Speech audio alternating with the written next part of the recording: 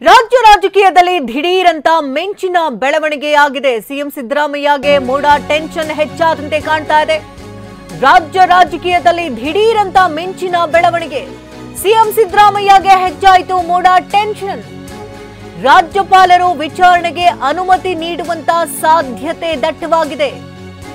CM ವಿರುದ್ಧ ವಿಚಾರಣೆಗೆ ಅನುಮತಿ ನೀಡುವಂತ ಸಾಧ್ಯತೆ ಇದೆ ರಾಜ್ಯಪಾಲರು. ಹೀಗಾಗಿ ಸಿಎಂ ಸಿದ್ದರಾಮಯ್ಯ ಹಾಗೂ ಆಪ್ತ ಬಳಗದಲ್ಲಿ ಟೆನ್ಷನ್ ಹೆಚ್ಚಾಗಿದೆ. ರಾಜ್ಯ ರಾಜಕೀಯದಲ್ಲಿ ದಿಢೀರಂತ ಬೆಳವಣಿಗೆ ಆಗಿದೆ. ರಾಜ್ಯಪಾಲರು ಸಿಎಂ ವಿರುದ್ಧವಾಗಿ ಇಲ್ಲಿ ವಿಚಾರಣೆ ನಡೆಸೋದಕ್ಕೆ ಅನುಮತಿ ಕೊಡುವಂತಹ ಸಾಧ್ಯತೆ ದಟ್ಟವಾಗಿದೆ. ಹೀಗಾಗಿ ಸಿಎಂ ಸಿದ್ದರಾಮಯ್ಯ ಹಾಗೂ ಬಳಗಕ್ಕೆ ಮೂಡ ಟೆನ್ಷನ್ ಹೆಚ್ಚಾದಂತೆ ಕಾಣ್ತಾ ಇದೆ. ನಿನ್ನೆ ಸಂಜೆಯೇ ಸಚಿವ ಜಾರ್ಜ್ ನಿವಾಸದಲ್ಲಿ ಸಿಎಂ ಚರ್ಚೆಯನ್ನ ನಡೆಸಿದ್ರು. ಸಚಿವ ಜಾರ್ಜ್ ನಿವಾಸದಲ್ಲಿ ಪರಮೇಶ್ವರ್ ಕೂಡ ಉಪಸ್ಥಿತಿ ಇದ್ರು. ಸಭೆಯನ್ನ ಕೂಡ ನಡೆಸಲಾಗಿತ್ತು. ನಿನ್ನೆ ನಡೆದಂತಹ ಸಭೆ ಇದು. ಸಚಿವ ಜಾರ್ಜ್ ಪರಮೇಶ್ವರ್ ಕೂಡ ಇದ್ರು. ಇದೇ ಸಂದರ್ಭದಲ್ಲಿ ಇಬ್ರು ಕೂಡ ಮೂವರು ಒಟ್ಟಿಗೆ ಚರ್ಚೆಯನ್ನ ನಡೆಸಿದ್ದಾರೆ. ಇಂದು ಸಂಪುಟ ಸಭೆಗೆ ಸಮಯ ಕೂಡ ಕಾಯ್ದಿರಿಸಿದ್ದಾರೆ ಸಿಎಂ. ಸಂಪುಟ ಸಭೆಯನ್ನ ಬಿಟ್ಟು ಬೇರೆ ಯಾವುದೇ ರೀತಿ ಕಾರ್ಯಕ್ರಮಗಳನ್ನ ಸಿಎಂ ಸಿದ್ದರಾಮಯ್ಯನವರು ಹಮ್ಮಿಕೊಳ್ತಾ ಇಲ್ಲ. ಪ್ರಾಸಿಕ್ಯೂಷನ್ಗೆ ಅನುಮತಿಯನ್ನು ವಿರೋಧಿಸಿ ನಿರ್ಣಯ ತೆಗೆದುಕೊಳ್ಳುವಂತ ಸಾಧ್ಯತೆ ದಟ್ಟವಾಗಿದೆ.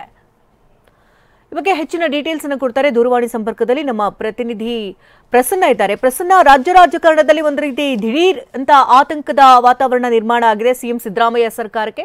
ಅಂದ್ರೆ ಈಗ ರಾಜ್ಯಪಾಲರ ಅನುಮತಿ ಕೊಡುವಂತಹ ಸಾಧ್ಯತೆ ಎಷ್ಟಿದೆ? ಇದಕ್ಕೆ ಸಿದ್ದರಾಮಯ್ಯನವರ ಟೀಮ್ ಏನ್ ಮಾಡ್ತಾರೆ? ಶಕುಂತಲಾ, ಮೂಡ ಪ್ರಕರಣಕ್ಕೆ ಸಂಬಂಧಪಟ್ಟ ಹಾಗೆ ರಾಜ್ಯಪಾಲರು ವಿಚಾರಣಾ ಅನುಮತಿಯನ್ನ ಸಿಎಂ ವಿರುದ್ಧ ನೀಡುವಂತಹ ಸಾಧ್ಯತೆಗಳು ಇದೀಗ ದಟ್ಟವಾಗ್ತಾ ಇದಾವೆ. ಇಂತಹ ಒಂದು ಕ್ಷಿಪ್ರ ಬೆಳವಣಿಗೆಗಳು ರಾಜ್ಯ ರಾಜಕೀಯದಲ್ಲಿ ಒಂದಷ್ಟು ಸಂಚಲನವನ್ನ ಮೂಡಿಸ್ತಾ ಇದೆ. ಅದರಲ್ಲೂ ಸಿದ್ದರಾಮಯ್ಯನವರ ಆಪ್ತ ಬಳಗ ಇದಕ್ಕೆ ಸಂಬಂಧಪಟ್ಟ ಹಾಗೆ ಹೆಚ್ಚಿನ ಎಚ್ಚರಿಕೆಯನ್ನ ತೆಗೆದುಕೊಳ್ತಾ ಇದೆ.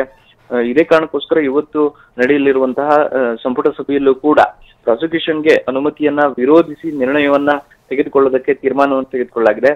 ಈ ಕಾರಣಕ್ಕೋಸ್ಕರ ನಿನ್ನೆ ದೆಹಲಿಯಿಂದ ವಾಪಸ್ಸಾಗಿರುವಂತಹ ಸಿಎಂ ಸಿದ್ದರಾಮಯ್ಯನವರು ನೇರವಾಗಿ ಕೆಜೆ ಜಾರ್ಜ್ ಅವರ ನಿವಾಸಕ್ಕೆ ತೆರಳುತ್ತಾರೆ. ಅಲ್ಲಿ ಒಂದಷ್ಟು ಆಪ್ತ ಸಚಿವರ ಜೊತೆ ಅನೌಪಚಾರಿಕ ಚರ್ಚೆಯನ್ನು ಕೂಡ ನಡೆಸ್ತಾರೆ. ಯತೀಂದ್ರ ಸಿದ್ದರಾಮಯ್ಯ ಅವರು ಕೂಡ ಮೈಸೂರಿನಿಂದ ದಿಢೀರನೆ ಆಗಮಿಸ್ತಾರೆ. ಬೇರೆ ಬೇರೆ ಜಿಲ್ಲೆಗಳಲ್ಲಿ ಮತ್ತು ಹೊರ ರಾಜ್ಯಕ್ಕೆ ತೆರಳಿದ್ದ ಸಚಿವರಿಗೂ ಕೂಡ ಸಿದ್ದರಾಮಯ್ಯನವರು ಕರೆಯನ್ನ ಮಾಡಿ ಇವತ್ತಿನ ಸಚಿವ ಸಂಪುಟ ಸಭೆಗೆ ಕಡ್ಡಾಯವಾಗಿ ಹಾಜರಿರಬೇಕು ಅನ್ನುವಂತ ಒಂದು ಸೂಚನೆಯನ್ನ ಕೊಡ್ತಾರೆ. ಜೊತೆಗೆ ಅನೌಪಚಾರಿಕ ಚರ್ಚೆ ವೇಳೆಯೂ ಕೂಡ ಕಾನೂನಾತ್ಮಕವಾಗಿ ಏನೆಲ್ಲ ಮಾಡಬೇಕು, ಏನೆಲ್ಲ ಎದುರಾಗಬಹುದು ಅನ್ನುವಂತ ಒಂದಷ್ಟು ಚರ್ಚೆಯನ್ನ ನಡೆಸಲಾಗಿದೆ.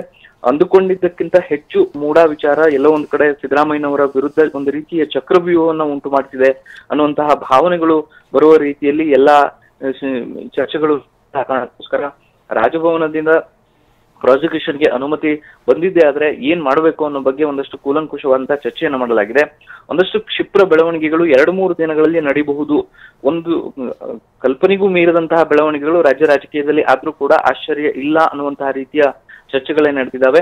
ಇದಕ್ಕೆ ಸಂಬಂಧಪಟ್ಟ ಹಾಗೆ ಸಿಎಂ ಸಿದ್ದರಾಮಯ್ಯನವರು ಕೂಡ ಬೇಕಾದಂತ ಸಿದ್ಧತೆಗಳನ್ನ ಮಾಡ್ಕೊಳ್ತಿದ್ದಾರೆ ಅನ್ನುವಂತಹ ಮಾತುಗಳು ಕೇಳಿಬರ್ತಿದ್ದಾವೆ. ಇದೇ ಕಾರಣಕ್ಕೋಸ್ಕರ ಇವತ್ತು ಸಚಿವ ಸಂಪುಟ ಸಭೆ ಬಳಿಕ ಒಂದಷ್ಟು ಜಿಲ್ಲಾಧಿಕಾರಿಗಳ ಜೊತೆಯೂ ಕೂಡ ಸಿಎಂ ಸಿದ್ದರಾಮಯ್ಯನವರು ವಿಡಿಯೋ ಕಾನ್ಫರೆನ್ಸ್ ಮಾಡಬೇಕಾಗಿತ್ತು. ಅದೆಲ್ಲವನ್ನು ಕೂಡ ಕ್ಯಾನ್ಸಲ್ ಮಾಡಿಕೊಂಡು ಕೇವಲ ಇವತ್ತು ಸಚಿವ ಸಂಪುಟ ಸಭೆಗೆ ಮಾತ್ರ ಇವತ್ತಿನ ಸಮಯವನ್ನ ನಿಗದಿಪಡಿಸಿದ್ದಾರೆ. ಅದಾದ ಬಳಿಕವೂ ಕೂಡ ಒಂದಷ್ಟು ಕಾನೂನು ತಜ್ಞರ ಜೊತೆ ಚರ್ಚೆ ಮಾಡೋದಕ್ಕೆ ತೀರ್ಮಾನ ತೆಗೆದುಕೊಳ್ಳಲಾಗಿದೆ. ಇದೆಲ್ಲವನ್ನ ಗಮನಿಸಿದ್ರೆ ರಾಜ್ಯ ರಾಜಕೀಯದಲ್ಲಿ ಒಂದಷ್ಟು ಸಂಚಲನಕಾರಿ ಬೆಳವಣಿಗೆಗಳು ತ್ವರಿತಗತಿಯಲ್ಲಿ 2-3 ದಿನಗಳಲ್ಲಿ ನಡೆದ್ರೂ ಕೂಡ ಆಶ್ಚರ್ಯ ಇಲ್ಲ. ಶಕುಂತಲಾ, ಧನ್ಯವಾದ ಪ್ರಸನ್ನ ತಮ್ಮೆಲ್ಲ ಡೀಟೇಲ್ಸ್ಗಾಗಿ.